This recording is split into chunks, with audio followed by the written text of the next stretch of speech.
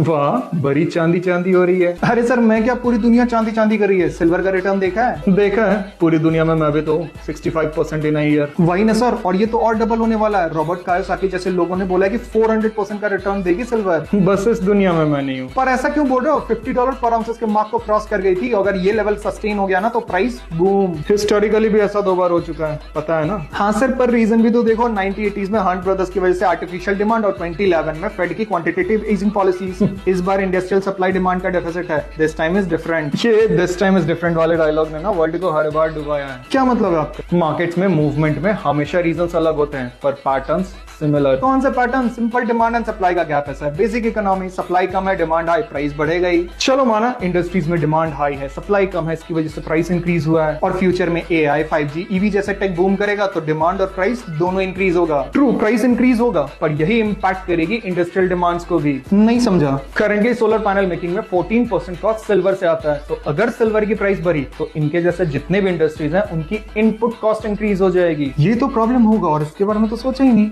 पर ये इतना बड़ा भी रिस्क नहीं है जिसकी वजह से सिल्वर की प्राइस फॉल हो जाए। जम हाथों से छलकने न दूंगा, राज की बातें ना किसी से कहूंगा। पता था कुछ तो गड़बड़ है जो मैं मिस कर रहा हूँ। ट्रेडर होके इतनी बात समझ नहीं पाए। कौन सी बात? मार्जिन रिक्वायरमेंट्स, यही है वो स्ट्रिंग्स जो लास्ट 2 क्राइसिस में कॉमन थी। Patterns, you know. पर ये कैसे कनेक्टेड है? डेरिवेटिव कॉन्ट्रैक्ट्स एक ऐसा टूल जो तुम्हें कम पैसे में ज्यादा एक्सपोजर देता है। जैसे 30 kg ऑफ सिल्वर जिसकी वैल्यू 48 लाख है, उसको बस 5 लाख के फ्यूचर्स कॉन्ट्रैक्ट्स में तुम बाय एंड सेल कर सकते हो। हाँ, फ्यूचर्स कॉन्ट्रैक्ट में तो बस 10% तक का मार्जिन पे करना होता है।